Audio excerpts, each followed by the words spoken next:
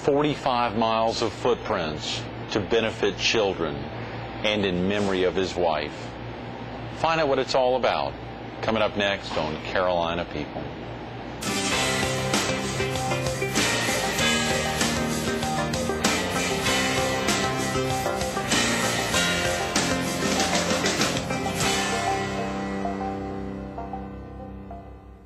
Good morning. Welcome to Carolina People. This morning we're at the family-owned and operated Ace Hardware here on Kings Highway between 76th and 79th Avenues North in Myrtle Beach. We're focused on an upcoming amazing charity celebration, Sara's Beach Walk, and we're visiting with the co-founder of the organization, Stephen Goodwin. Good morning, Stephen. Good morning. Thanks so much for being with us this morning. Absolutely. This is getting pretty close, 3 weeks away. Just 3 weeks I've been out walking. Yeah. I'm getting ready. It looks like it. That's right. Yeah. It's exciting. Very exciting. And to think of a 3-day walk, I don't think there's anything of its kind in this area. It's very unique. And actually, one of the things I like about it is it highlights something unique about Myrtle Beach, which is the beach. We have such a tremendous beach. It's 60 miles long. Well, when I mentioned walking the beach, everyone went, it's 60 miles long. You want to walk that far? So we maxed it out at 45 miles over 3 days. I think I can do that. It's going to be 45 miles of walking over the 3 days. Wow. Yes. That's for me, hard walkers like me who've been out training. But we're inviting members of the public to come down, walk 5 miles on that day, or bring their children down, what we call punk walkers. They can walk a mile, and we'll have some good goodies to give away to people that participate in the 5 mile and the 1 mile walks. That's great. That's great, Steve. Real quick about yourself. Are you originally from the area? I'm from London, England, originally. I couldn't pick it up in the accent there. That's right, from London, England. Yes. I moved over to Florida, Orlando, Florida, to get into the thick of hard rock development and theme park development with Universal Studios nearly 10 years ago. Is that right? And this project started about 6 years ago, gave me the opportunity to bring my hard rock experience together with my theme park experience and do something really unique in the theme park industry. So. Sure, of course. That's the Hard Rock Park. I'm sorry I didn't mention that. I was thinking about you and Sara's Beach Walk relationship, but of course you are the Chief Executive Officer of Hard Rock Park. I am, yes. Very exciting. Busy. Yeah. A lot going on.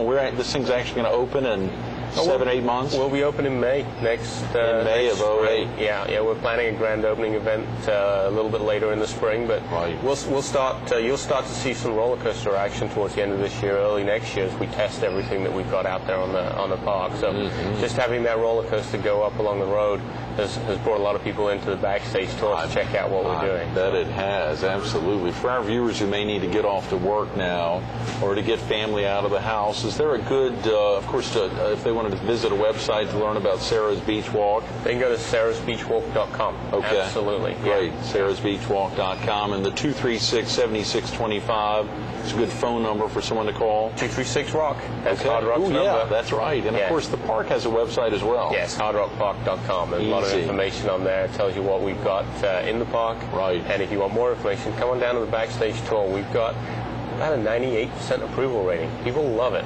Is that right? Oh, great. Love it. For our viewers in the PD in southeastern North Carolina who may not have yet heard about the Backstage Tour or know exactly what you're talking about, what's the Backstage Tour? The Backstage Tour is our version of a preview center. Everyone likes to show off what they're doing. Well, we decided to create something very interactive, very kid-friendly. Right. We've had a lot of children through all over the summer. Hope to this weekend, Labor Day weekend. Yeah, of course. Finish the season with a bang with lots of kids out there. And you can come and see what we're doing in the park, but more importantly, you can have a fun time. You can actually play with some of the interactive exhibits, walk through our amazing spinning tunnel that takes you back in time to swinging 60s London. Wow! And, I know that. People love it. You can play a banjo and see if you can play some classic rock songs on our banjo. Is that right? Oh, it's cool. Folks of all ages can grab a banjo. Kids of all ages. How about that? I like it. Good answer. Good answer. Well, and easy to find for viewers who may not, our viewers in the PD who be coming down to visit the Hard Rock Park. Is it easy to find? Absolutely. And any 501 and George Bishop, just before you cross the Intracoastal Waterway into Myrtle Beach, look to the right, you'll see the giant Led Zeppelin, the ride roller coaster, this 1.2 million pounds of steel. Wow. Yeah, that's a lot of lifting. Just right in front of the roller coaster is the Backstage Tour and the Hard Rock site, which you can see under construction. So if they're coming down from Florence, they'd want to get off at what exit to be able to get over to the park? You can come off right at the Fantasy Harbor exit. Okay, and great. Right in front of easy to find. Yeah. Very easy to find. That's wonderful. Well, of course, Sara's Beach Walk's a little different tie-in. Yes. Give us the background of Sara's Beach Walk. Well, it's named after my wife who passed away last year, and I was flying into Myrtle Beach one day. I wanted to do a charity event just for myself, really, and thought, why don't I walk the length of the Grand Strand and really challenge myself to do something unique? Because I'm not an early riser. Got up early for you this morning, but I'm getting up early to go train on the beach, and some of the guys at the office said they wanted to participate with me, and then it spread to some of our partners and sponsors like Pepsi and Kodak wanted to get involved. Right. And really has kind of taken on a life of its own. And that's pretty normal for Hard Rock. Hard Rock, all over the world that I've been in different cities where we've got cafes or hotels, the employees, they're very community focused. They want to get involved in the community. So this hasn't been me, dictating from the top. This has been a grassroots effort. People wanting to get involved and do something even before we're open to show that we want to be a member of the community. So it took on a life of its own. Then they said, well, what about the kids? We've got to have the kids come down and walk. Yeah. So we added in a 1 mile walk for children, because it really is about letting everyone participate and coming together, whether that's our employees, partners, employees, or just members of the public who want to come down and show their support for the community getting together. That's really what it's about. For folks, the Hard Rock Park and the Hard Rock Restaurant, for instance, there will be a symbiotic relationship there, even though there's... Already is. If you came over to the opening we had in April for the backstage tour, you'd have seen the Hard Rock Cafe folks there serving up the best burgers in town. So, great, Yeah, we get on really well with them. All the cafes, actually. When we did our Road to Myrtle Beach tour, we got little gifts of memorabilia from New York. We got a piece of the CBGB wall with all the graffiti on it. We went to different places, and the guys here in town gave us the Ozzy Osbourne costume, which is on display in the backstage tour. So, I love it. I love it. For folks, if they wanted to come down and visit the backstage tour, do you know the time, Stephen, off the top of your head?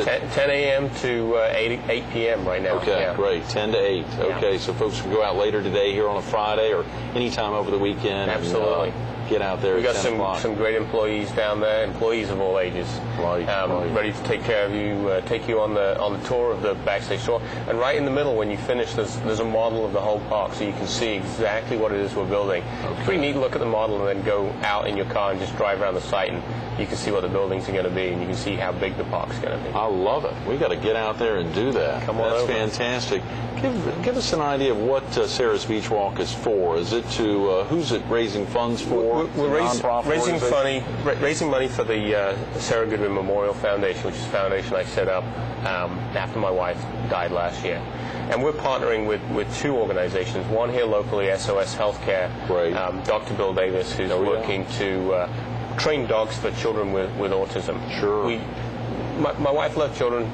Children love my wife. We felt very passionately about helping children. Right. So that became a focus of the foundation, a focus of the walk, if you like.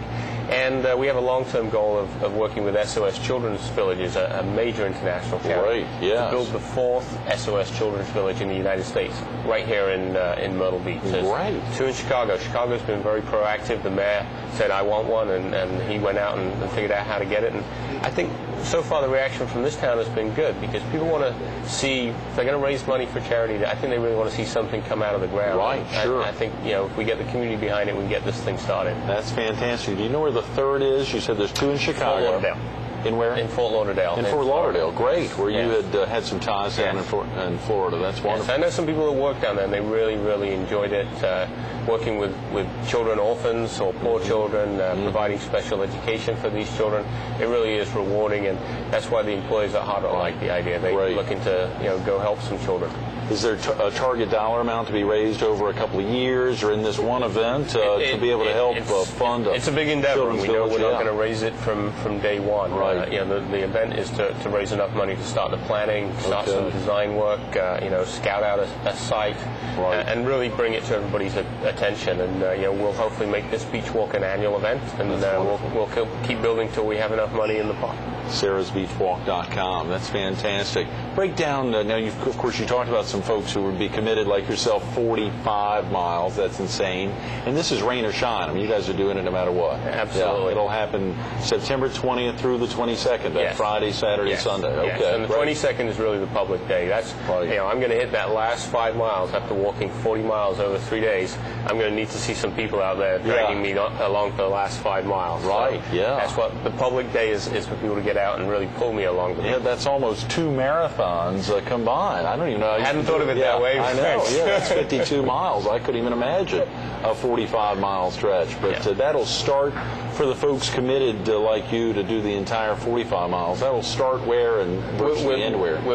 We're being picked up at the Hard Rock and Buster location, but the first day we're starting way down south in Pawleys Island and walking 15 miles down there. The second day we're going up to North Myrtle Beach, and we're going to walk all the way 15 miles in North Myrtle Beach area. And then the third day we're coming back to the center. We're going to start down in Garden City and work our way back to 10th Avenue.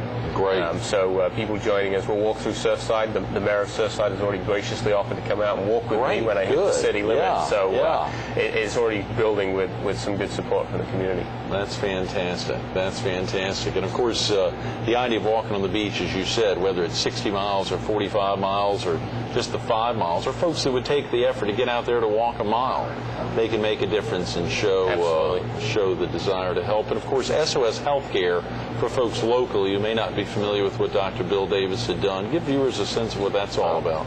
Dr. Bill Davis is an amazing individual. He gave up his medical practice 18 years ago to go out into the community and help people that needed medical diagnosis or treatment that couldn't get treatment or couldn't get insurance.